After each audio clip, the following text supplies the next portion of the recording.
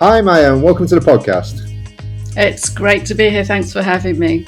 Don't tell lies. Yeah, um, we're talking today about your, if you like, your remote work journey. Yeah, so we're going to start right from the start. So let's start with your story. How did you first How long start? have you got? Well, this is it. I think we've got 45 minutes on the recording, so there you go.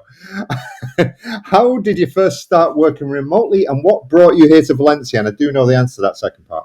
You do? Or you're going to check my answers against the answers you already know.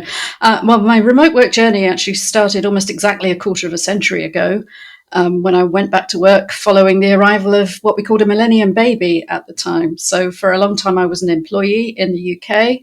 And then I was able to move to Spain, bringing that job with me, which was even more unusual at the time. By then we had two kids, and it was just because we could, really.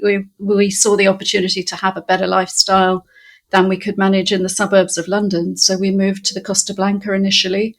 Then during that time, that employment relationship ended, and I've been self-employed ever since, particularly after realizing at that point that there was a need for that remote work experience, which hadn't existed when I'd started, but after doing it for a long time and building a team, growing that team internationally, that turned out to be a skill in itself. So I was writing and consulting with remote teams. And then ultimately 5 years ago, we moved up to Valencia because family were growing. Growing up, we saw more opportunities to be living closer to a bigger city, a city that we'd always loved, but the sort of village life near the beach was great when they were little, but we all needed something different. Uh-huh. So it's very different these days from 25 years ago when you started? Yeah, just a bit on every possible front that you can imagine. So you've been doing it since before it was mainstream. So what are the main changes over that period? Well, when I do this as a corporate keynote, I usually divide it into the strands of technology, society, and regulation. But I suppose the technology everybody knows about. Back in the day, we had to plug in modems and the internet screamed at us and things like that. There wasn't really remote working. There was working from home or working in the office, end of. So the main change is there. Everybody knows about. And the important thing there is that they didn't change in 2020. It was a continuum. We already had, thank goodness, going into that period, an awful lot of people were already using laptops. They were using cloud storage. They were using very fast devices. And so we were ready technologically. Socially, there was more of a job to be done, definitely. And it needed that push, if you like, to get people over the cliff. All the people who were still saying, well, I could never work from home. I could never go and live in another country, because they'd never questioned these assumptions that they tied their whole life to. And then, of course, a lot of people found out that they actually could work from home. Some of them hated it. And I had to go around saying, no, this isn't what we meant, trying to just duplicate what you were doing in the office and the ways that you communicated and made decisions and worked with each other, and just plonking that on Zoom. That was never what we meant. This is not how we do it. And lots of people had a terrible experience. Their managers didn't know what they were doing either. But then coming out of that time, everybody was, right, let's go back to the office. And there were people who were saying, well, no, hang on. There were actually some aspects of this I really liked and could really see the potential for, particularly when I'm not locked down in my home, but could actually maybe work from different places and maybe move around and maybe actually improve my lifestyle by disconnecting work from a place you have to go to that somebody else gets to choose. So that was really how my work with individuals came about, and Remote Work Spain and Remote Work Europe was trying to help more people make that leap. And then they can take that wherever they want to, even Valencia.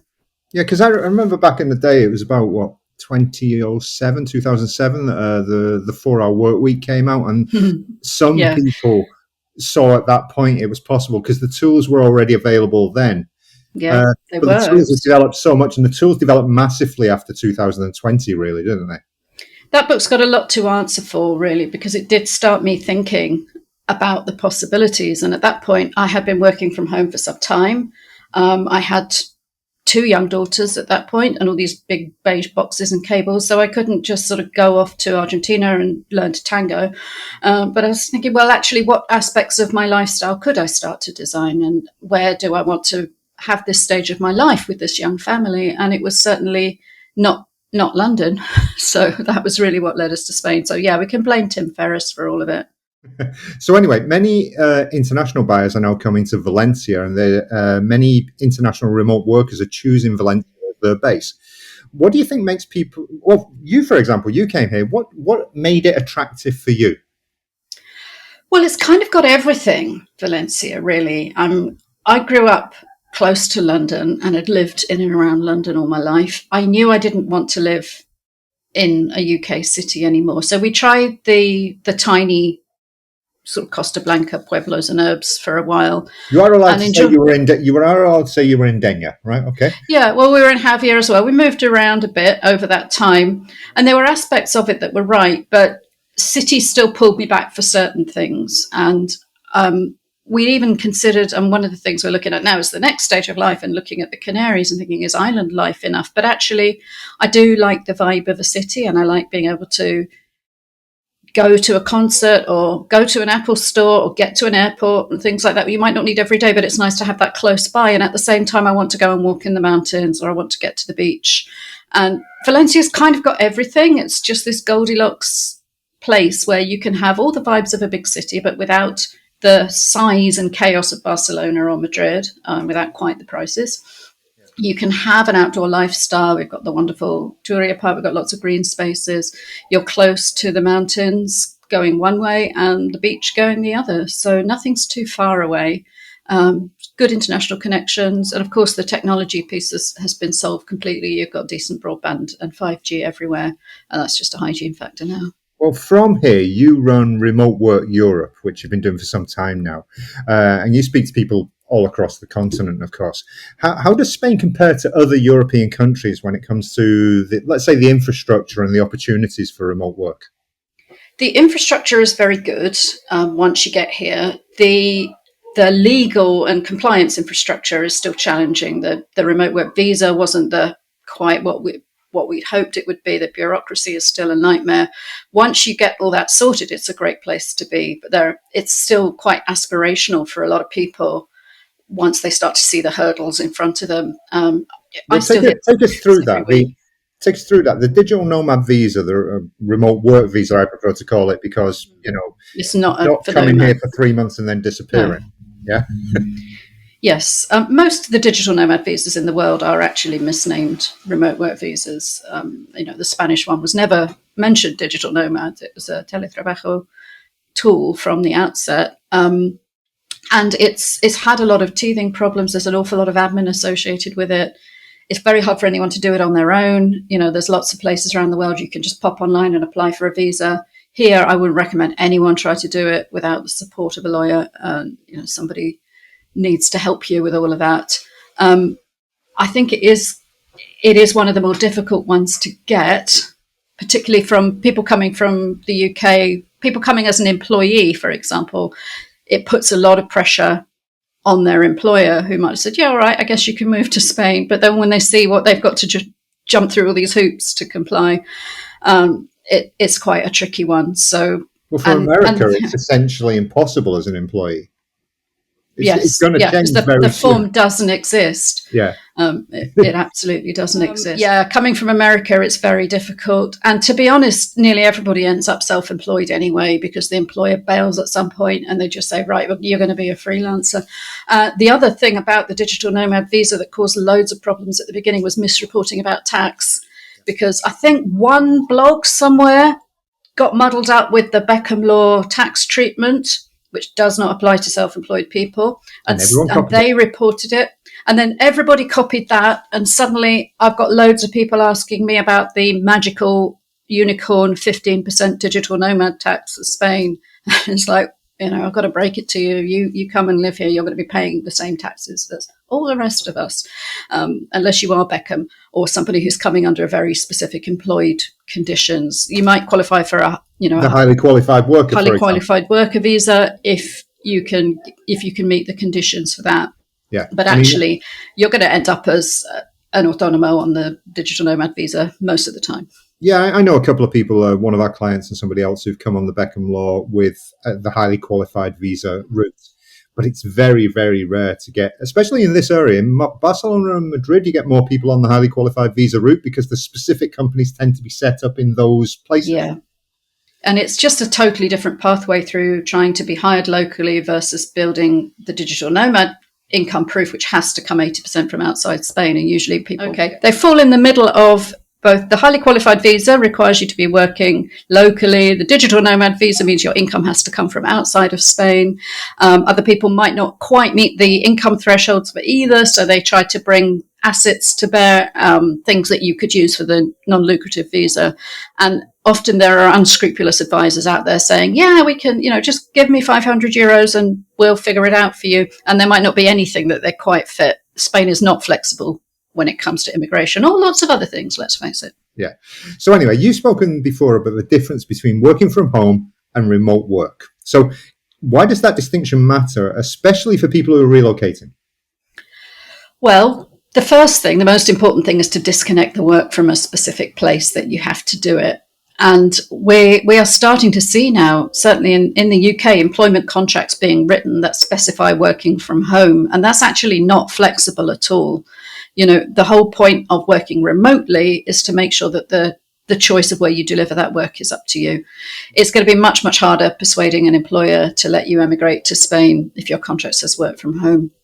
And it's even going to be hard to say, can I have a workation in Spain and go and do my 90 and 180 days sitting on the beach somewhere? You really need to build that flexibility in, because once you really make that disconnect between work and location, then the work can be done anywhere. We have the tools now. You can do most of your work on a phone in many cases. You certainly don't need anything bigger than a laptop. So why does that have to be in a particular place? There might be particular conditions, privacy, security, and so on, but most of that can be done very much at the software level. And there are so many alternatives now. There are really good co-workings everywhere. I've just got back. My brag of the year is that I went on the Digital Nomad cruise, and I was working on a cruise ship in the middle of the Mediterranean, which I never thought I'd do 25 years ago, put it that way. I didn't quite see that one coming. So if you can do that, Starlink was rubbish, but it was usable just about, despite the cruise being full of digital nomads, which probably put it under a lot of pressure. So really, work is work. It has specific things you need to do. You might need to do something live and synchronous like we're doing now, speaking directly. But even then, we have the technology to pretty much do that from anywhere.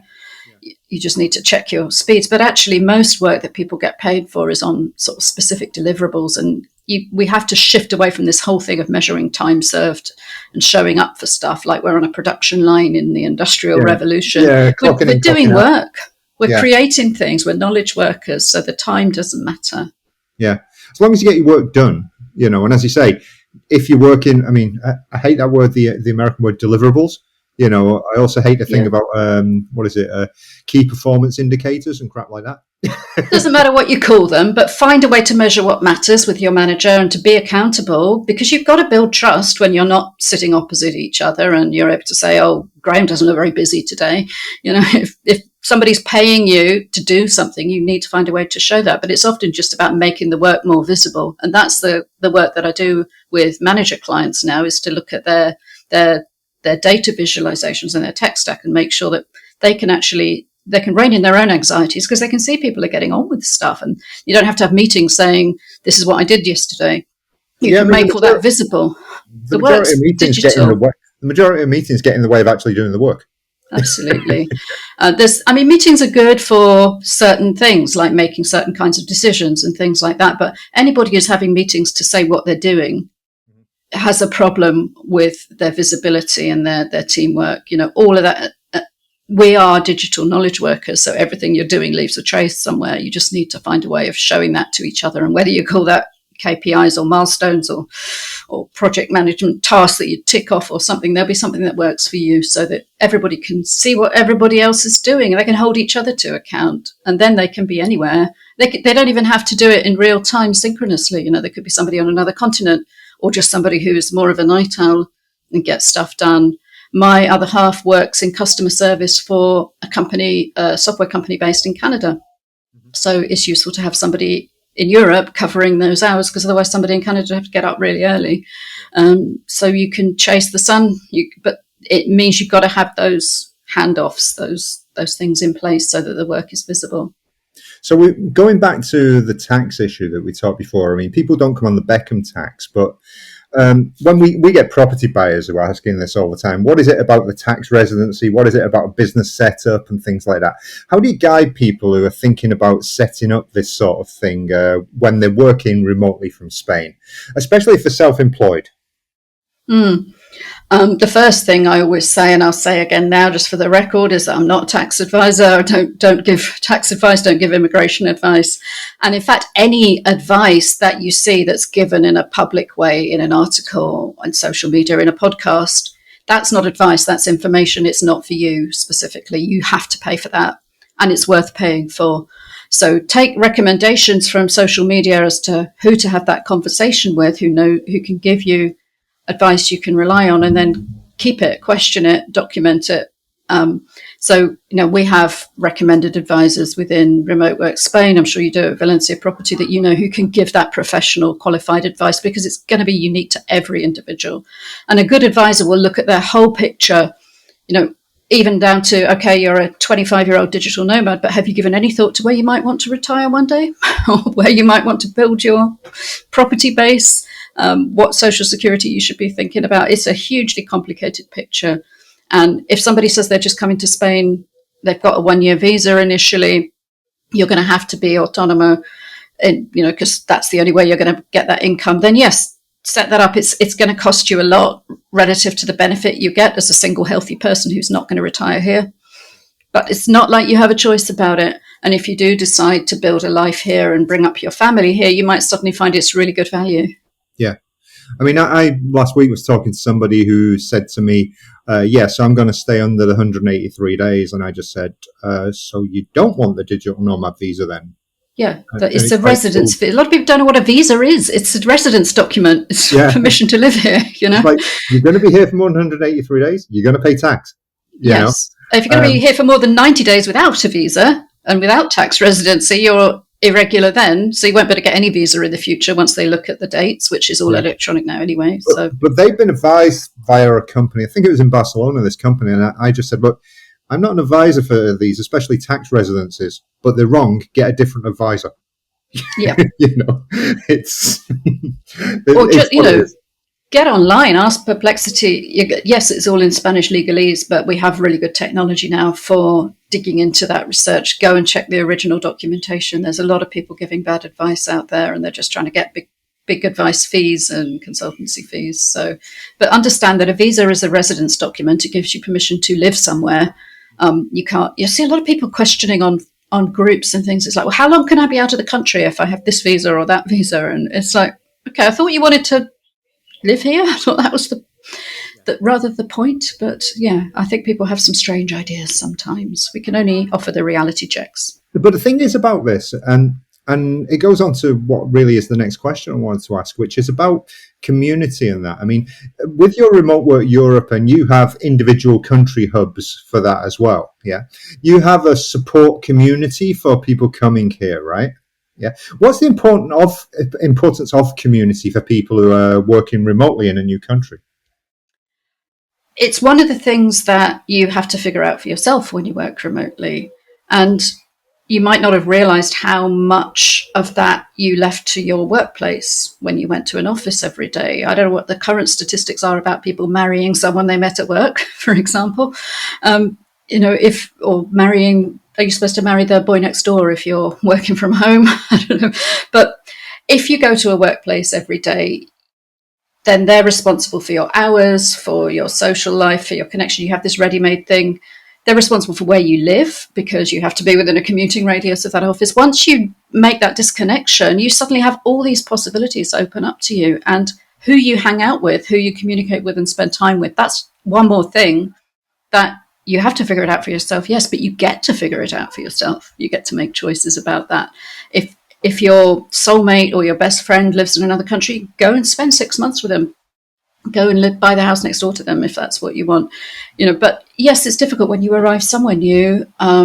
It's very challenging sometimes, I think, particularly once you get a bit older. We've got to the stage where our kids aren't at school anymore. That used to come with a built-in set of mama does for your address book. You got to know that network. You were the taxi. You were the taxi for all the school for all the birthdays and things, and you get to Yeah, speak to so your you all parents saw and each stuff. other. And it's challenging if you are somebody who's very extroverted and social. You need to know that about yourself and make sure that you're building in that human contact, because if you live on your own and you work from home, then you're going to get very frustrated and isolated. And so maybe you could go and work in a co-working, maybe you could go and work at a cafe once a week, maybe you could do that anyway, just to switch up the energy. I would hate working in a co-working. I love working from home because that's where I'm my most productive. But I know that about myself, and I use co-workings and things when I'm traveling. But if I can, I work from wherever I'm staying. Like I'll look for a hotel room which has got something I can use as a desk rather than go and work in a lobby or a cafe, because I'm more productive that way. And I separate that. Whereas if I move somewhere new, then I try and do the things like joining the choir or joining the club. I'm not a sporty person, but if that's your bag, there might be something where you're just going to meet other humans, and you might just find a new soulmate there, or you might just find some people to go for coffee with, and just find out new ways to put down roots in that community. And remember that you've got your other communities. It's not just the people who you're around. You can have online communities, people you see once a year. I've got somebody I consider a really good friend who lives just a couple of hours away in Catalonia, and she's a remote worker. We've known each other for years. We speak regularly online, but we've never been to each other's homes. We just meet at, an event in another country and things like that. And it's really nice to hang out. So just like when you're in your work relationships, community and connection doesn't depend on being physically near each other all the time. It's lovely when it happens, but your relationship persists and develops in the meantime. Yeah, you've got to put yourself out there, really, haven't you? I suppose it's like dating in that sense, that you've got to put yourself out there because, for example, couples often have it worse because they rely on each other for everything, and then they don't go out and meet other people, and they find themselves a bit more isolated. Yeah, and I think maybe if you are single, or if you're heaven forbid dating, then you're more in that mindset. I've got to make the effort of going out. I think it's very easy to just sit at home and with the same person that you're very comfortable with them, but it's not actually. You're never going to meet anybody new that way. But maybe it is good to approach it a bit like dating, in the sense that this might be a fun evening, but the odds of it actually being the one is not necessarily. And stop thinking you're auditioning new best friends, and just think this might be an interesting evening, or it might, go together, and then you can laugh about it afterwards if it's really cringy, or there might be one other couple that you want to see, some other time or something. So you could treat it as an adventure, not too high stakes, and just be ready to connect with people. And as I say, the nice thing is when you move on, you do keep the friendships that matter. I've got friends in Denia who I'll go back and see regularly. And there are other people who were kind of peripheral to that group. It was very easy to drop. And that's also great. So it's a sort of filtering process when you move around a bit. Yeah. So you work with both freelancers and job seekers, right, within the remote work Spain. And one of the things that's very important here is I often see it a lot online. It's like, well, if you want a job, don't come to Spain, don't come to Valencia. So what advice would you give to somebody who wants to make Valencia their base, but they haven't quite figured out maybe how to earn properly remotely yet? Well, I mean, there are jobs in Valencia, but they often depend on having fluent Spanish. That would be your first thing. Even to do very basic entry-level work, like in a bar or something, they've got a choice of somebody with 5 languages and someone who isn't. They're going to take the person with the languages. I think a lot of people find it frustrating here, whether they're applying for a visa or just landing looking for work, is that you need a document or a certificate for every damn thing. It doesn't matter whether you've been doing that professional activity for 20 years somewhere else. If your qualification isn't recognized in Spain, forget it. They would rather leave that vacancy open than appoint somebody who hasn't got their certificate, their qualification homologated. It is frustrating for people. At the moment, we're applying for some funding to do some more work with Valencia, with digital nomads, and we're having to go through all this thing of digging out your degree qualifications from years ago. That's really matters here in a way that it might not. My master's is not recognised here because the exact same course doesn't exist here. Right. Yeah. I doubt I could even find mine. it's kind of, am I really going to have to prove that? And in the same way, at entry-level positions, there's probably a former Devo in mopping floors or waiting tables or something, which you should really get if you're going to try and get a job. It's very hard to get someone to give you a go. So I think if you're coming here without a professional qualification that's in demand here, without strong languages, then your best bet is really to try and do something online and or work for yourself. Find a way to build some income streams that doesn't depend on arriving and finding a job, because that's really hard. Yeah, that's the Facebook group thing, isn't it? Somebody, I'm coming over and my boyfriend can do anything, so where will he get a job, or vice versa? And it's like, yeah, right. Maybe you want to think twice about that. Yeah, we get that in, remote work. Well, what can I do? I can do anything. So no, you can't do anything. The only thing you're ever going to get hired to do remotely is the one thing that you can do better than anybody else. And that's not anything. You need to really start drilling down into what makes you unique and then find that, because they can hire anyone in the whole world. So there are no generalist jobs anymore in remote work. There are no jobs that could be automated in any way. There are only jobs that bring real human insight and expertise and experience. And that's where you have to compete. Don't try and learn something new to work remotely. Mm-hmm. Not going to work. And I'm assuming you're saying there's no, you have to bring that human part because of AI. Well, absolutely. This is more and more jobs. I mean, you could get remote work doing data entry 5 years ago. You absolutely could. You could I'm a writer by background. I don't know how people get started now, because the work I was doing 10 years ago, the product descriptions and email sequences and things like that, nobody's paying for that anymore. Yeah. So we have a real issue with kind of pipeline and onboarding, and there's this whole middle bit disappearing, and that's nothing to do with remote. That's across the board. It just makes it harder in remote. And I would definitely say you have to develop your AI competencies if you want to get a remote job as well. Whatever industry you're in, then it's table stakes to be able to use this technology well. So that's one of the trends that you're seeing at the moment. What in the future of remote work, at least, the specialization, how might that shape places like Valencia moving forward? Well, I think Valencia definitely wants to attract remote talent. So we've got this funding to develop the Remote Resilience Hub, where we're going to use AI to try and help people cut through some of the decisions that they have to make in order to settle here. I know that Valencia is keen to attract talent and to be recognized as a global hub. There's a lot going on here. There's investment, there's funding. And because it's a desirable place to live, it deserves to attract really top-tier people. I would love it if they made it slightly less difficult to do any damn thing that is new to try and, I've tried to pay my IBI this morning and it kept not working and it kept throwing weird errors, and even ChatGPT was nearly at the end of its tether with trying to interpret this latest error message in Valenciano. And I've been here for years, and if I can't figure this out, how the hell is somebody new supposed to wade through this? Which is why we want to help people, because so many people come here with great intentions and they see the lifestyle and then suddenly within 6 to 12 months, all of their stuff's on Facebook Marketplace, and it's like, oh, what, are you leaving?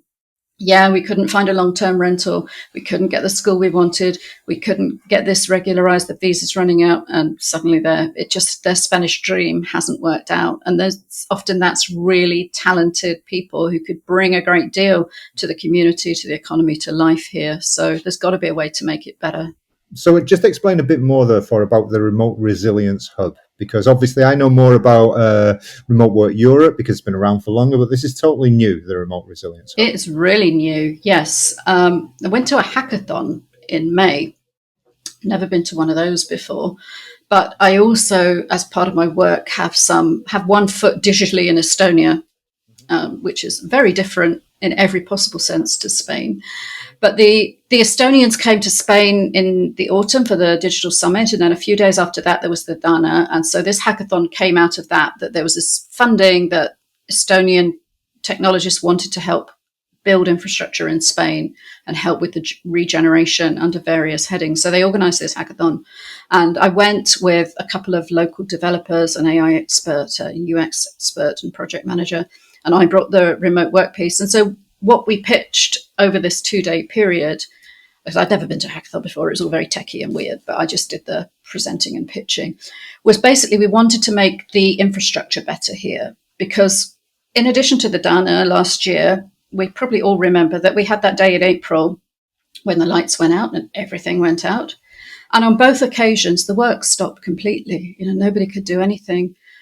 Oh, it was During the Dana. glorious, wasn't it? The second one. Oh, The wasn't it? lights Yeah. going out for 7 hours or whatever was glorious. But there you I go. think if we knew they were going to come back on in 7 hours, it would have been much easier to feel chilled out and glorious about it. But I mean, the problem was that an awful lot of businesses simply ground to a halt, like for the whole of November, because the metro stopped, the work stopped, and really businesses were no better prepared for that than they were in 2020. And so something's got to change about that. We really want to be working with local employers to build their capacity for remote work. That will open up more opportunities for people to work remotely, locally. And because we're talking about the whole Comunidad Valenciana, the last thing we want is more traffic sitting on that Autovia de Turia every morning. People could be working from home like I do and like lots of other people do for employers in Valencia, for Spanish companies. But they have to build that infrastructure and they have to start accepting that way of working. And then they'll be much better prepared, whatever happens in future. Yeah, I think one of the things that they've got to get past here as well, and I say this as somebody who's lived in Spain for over 30 years, is the boss is the little Franco in general, and they micromanage everything. And they want people there so they can be the boss to them, It's a big problem, and not just in Spain, because one thing we were talking before about sort of making work digitally visible and transparent and accountable is that actually means you need fewer managers. You need fewer layers. Anybody can see who's been productive, what projects are bottlenecked, and so on, what's going on. So you don't need these 17 layers of he's the boss of him and of him and of him. And all of that. So where do they go? So, they're not just anxious about, I can't see what that person's doing because they're not sat across the room from me. They're anxious about the whole credibility of their role. So, yeah, that's an interesting one. Some of them might actually have to start doing some work instead of managing. Actually deliver some outputs and productivity. And maybe you get, how can I put this? Fewer meetings. Fewer meetings, yeah. Fewer layers of hierarchy, fewer corner offices and parking spaces and plaques on the door, instead just doing the work. And, Spain's economy, the GDP per capita is better than it ever has been in a long time. Just imagine the productivity we could unlock if everybody was just doing the work. Yeah. So finally, before we finish here, what's one piece of advice that you give to anyone who's thinking of coming to Valencia or even other parts of Spain and saying, could I really work from there? Try and de-risk it with a test first. Wherever you're coming from, you can come for 90 days, pretty much. I love the fact you said that, because then I can say, we've got stepping stone rentals where you can have 90-day places to live. Right. Okay. Go for it. I mean, come for a week first. Check out Graham's longer term rentals. Try living. There are a lot of people who do go all in and end up losing a lot of money and it falls through. But there are ways to test it out. And living somewhere, it sounds obvious, but lots of people still make this mistake. Living somewhere is not like being on holiday. It's completely different. You have to experience that life at as much reality as you can. Yes, enjoy all the lovely leisure stuff and tourist stuff that we all enjoy too, and the beaches and the fiestas and everything else. But look critically about how you will live, what your cost of living will be, where will you shop, where will you go out, what car will you drive, how will you get around and all that, and really try and experience it. The 90 days you can come as a tourist, you're probably not supposed to work, but, and I'm not advising anybody to break the law, obviously, but if you everybody's got a laptop when they visit on holiday, so nobody's going to know. I'll go with some advice here, which there's nothing stopping you from working during that 90 days because you're not here on the non-lucrative visa, which does stop you from working here. Well, the tourist visa, you're not really supposed to work, but not, as long as you don't rock up at immigration and say, I'm here to be a digital nomad and do all my work, then, a lot of our American clients, for example, as they get a maximum of 2 weeks off a year and stuff, if they're coming for a month, they're already working. They've got to work. Yeah, absolutely. It's the only way to extend that stay is to work around it.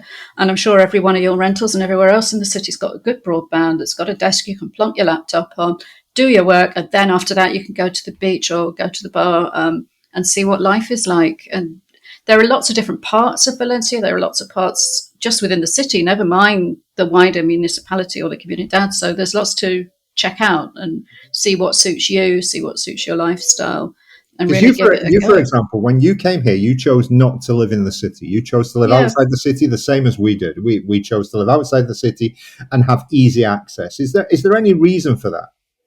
Well, for us, it was life stage, really. We had two older daughters and we had two people working from home. So we couldn't afford a 6 bed apartment. Yeah, you need a bigger space. We needed space. We wanted outdoor space as well. We couldn't have had the lifestyle that we wanted. Now, that might shift with our next move.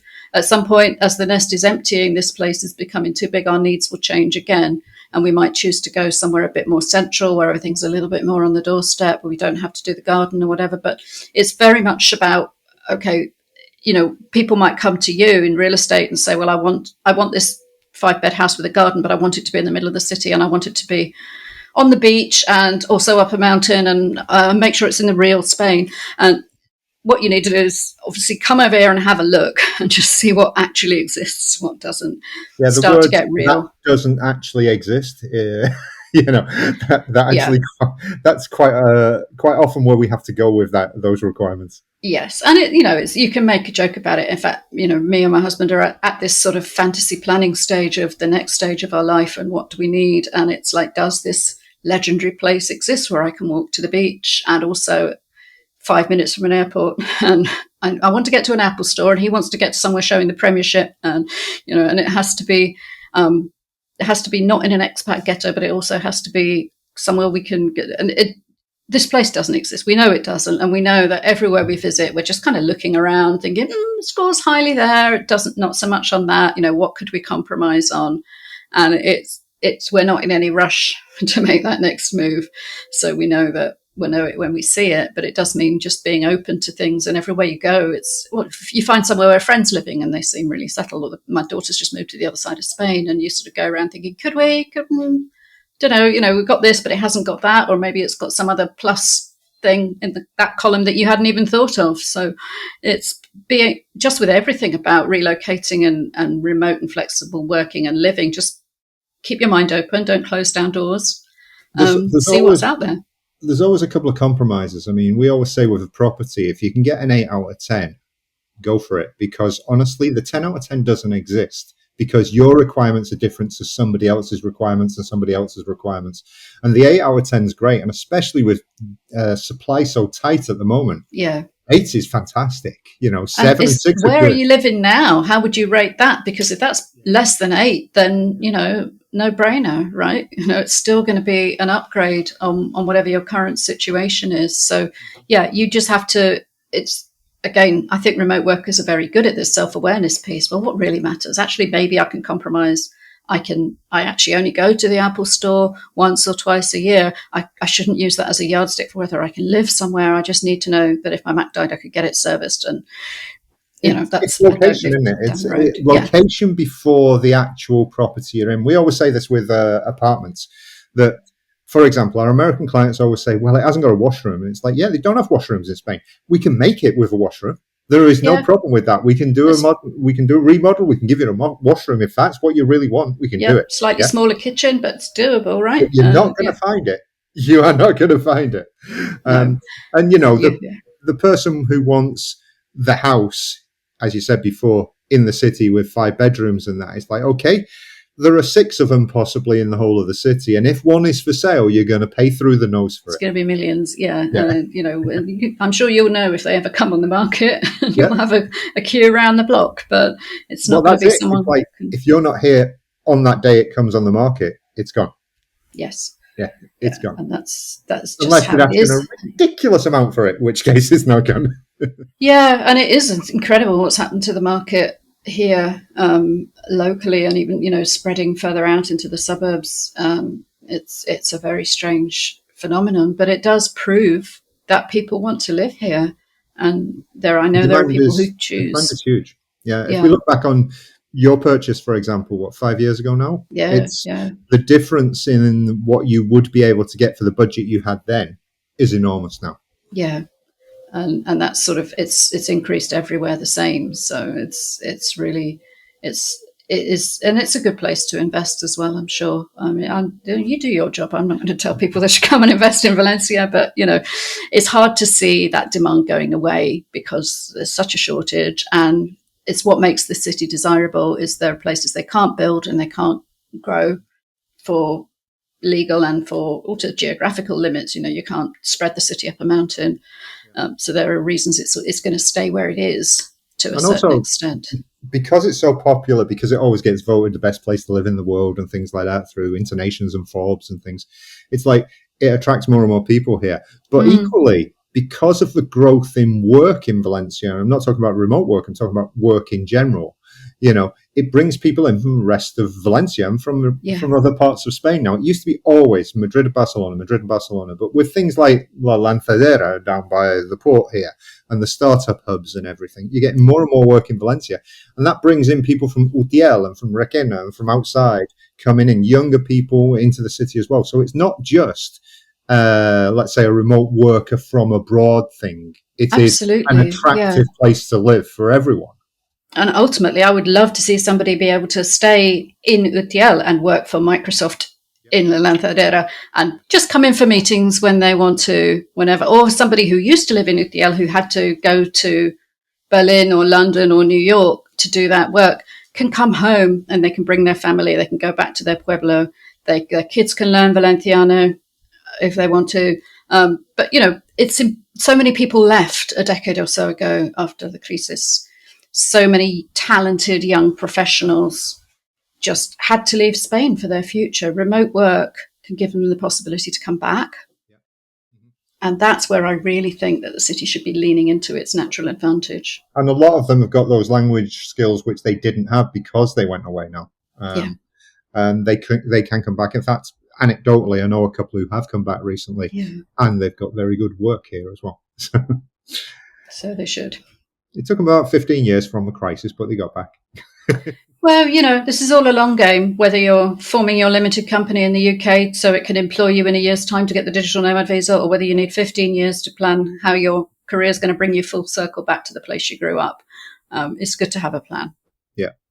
Okay, Maya, thanks for that. And what we'll do is we'll put all the links to everything that you're doing, the remote work Europe, the resilience hub, etc., in the show notes so everyone can click through and see what you're doing. So make sure you keep it up to date and make sure you get that new site up and running even better.